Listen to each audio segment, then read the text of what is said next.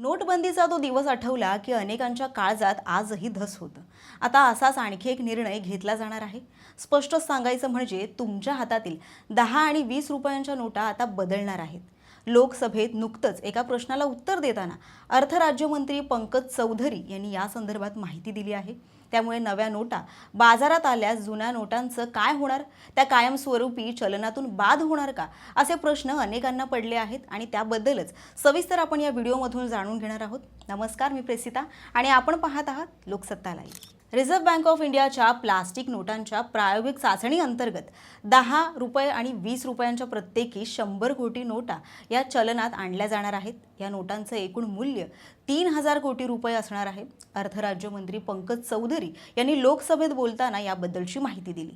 चौधरी यांनी असं सांगितलं की केंद्रीय मंडळाच्या शिफारशीनंतर आरबीआयनं प्रत्यक्ष वापराच्या चाचण्या घेण्यासाठी आणि त्या यशस्वीरित्या पूर्ण झाल्यानंतर या दोन मूल्यांच्या पॉलिमर नोटा नियमित चलनात आणण्यासाठी केंद्र सरकारकडे प्रस्ताव पाठवण्यात आला होता। या प्रस्तावाला सरकारनं आता मंजुरी दिली आहे। पंकज चौधरी यांनी पुढे असंही सांगितले की आरबीआयच्या म्हणण्यानुसार कागदी नोटांसोबतच या पॉलिमर नोटा चलनात आणण्याचा प्रस्ताव आहे। त्यामुळे कागदी नोटा पूर्णपणे बंद करण्याचा कोणताही प्रस्ताव नाही, हे देखील स्पष्ट करण्यात आलं आहे। 17 जुलै रोजी आरबीआयची पूर्ण मालकीची उपकंपनी असलेल्या भारतीय रिझर्व्ह बँक नोट मुद्रण प्रायव्हेट लिमिटेडनं 2 मूल्यांच्या नोटा छापण्यासाठी 3.4 कोटी पॉलिमर शीट्सची जागतिक निविदा काढली होती। यामध्ये म्हटलं होतं की ह्या शीट्स तत्काळ आवश्यक आहेत आणि क्षेत्रीय चाचण्या यशस्वी झाल्यानंतर आम्ही विविध मूल्यांसाठी मोठ्या प्रमाणात सबस्ट्रेट खरेदी करण्याचा विचार करत आहोत। संख्येच्या दृष्टीनं विचार करता 10 आणि 20 रुपयांच्या नोटा एकूण चलनी नोटांपैकी जवळपास 1/3 इतक्या आहेत। मात्र चलनात असलेल्या नोटांच्या एकूण मूल्यामध्ये त्याचा वाटा हा केवळ 1.3% इतकाच आहे। दरम्यान या प्लास्टिकच्या नोटा बाजारात आणल्यास त्याचे प्रत्यक्ष फायदे कोणते असतील याबद्दल देखील आता चर्चा सुरू झाली आहे।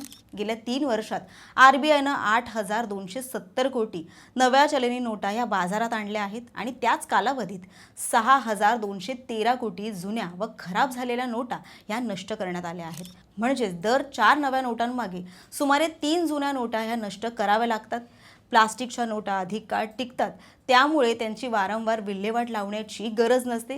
आरबीआयचा खर्च देखील यामुळे कमी होऊ शकतो आणि पर्यावरणालाही फायदा होऊ शकतो। आरबीआय दरवर्षी चलनी नोटांच्या छपाईवर हजारो कोटी रुपये खर्च करते। गेल्या 10 वर्षात सुमारे 26,000 कोटी नोटांची छपाई करण्यासाठी एकूण 52,095 कोटी रुपये खर्च करण्यात आले आहेत। विशेष म्हणजे गेल्या दशकात नोटा छापण्याचा खर्च हा आरबीआयच्या एकूण खर्चाच्या म्हणजेच तरतुदी इतर वगळता 15 ते 44% होता। प्लास्टिकच्या नोटांचा आणखी एक फायदा म्हणजे त्या नेहमीच सुरक्षित असतात। जगातील निम्म्याहून अधिक मध्यवर्ती बँकांना नोटा पुरवण्याच्या ब्रिटनमधील कंपनीच्या मते कागदी नोटांच्या तुलनेत प्लास्टिकच्या नोटांची बनावट प्रत ही तयार करणं अधिक कठीण असतं। आतापर्यंत ज्या देशांनी हे चलन स्वीकारलं आहे तिथे बनावट नोटांचं प्रमाण हे खूपच कमी झाल्याचं दिसून आलं आहे। भारतात 2025-26 या आर्थिक वर्षात 2.3 लाख बनावट नोटा आढळून आल्या होत्या, तर 2024-25 मध्ये हा आकडा 2.17 लाख इतका होता। तसं पाहायला गेलं तर भारतानं 2009 किंवा 2012 मध्ये चलनात प्लास्टिकच्या नोटा आणल्या असत्या तरीही ती योजना इतर देशांच्या तुलनेत उशिराच ठरली असती, कारण ऑस्ट्रेलियानं 1998 मध्येच जगातील पहिली प्लास्टिक नोट बाजारात आणली होती। सध्या जगभरातील 50हून अधिक देशांमध्ये प्लास्टिकच्या नोटा या वापरल्या जातात। ब्रिटन, कॅनडा आणि न्यूझीलंड सारख्या विकसित देशांमध्ये या नोटांचा वापर केला जातो। भारताच्या शेजारील थायलंड, व्हिएतनाम, मलेशिया आणि सिंगापूर या देशांमध्ये देखील प्लास्टिकचं चलन हे मोठ्या प्रमाणावर वापरलं जातं। या नोटांचा सर्वाधिक फायदा म्हणजे त्या कागदी नोटांच्या तुलनेत 6 पट अधिक काळ टिकतात।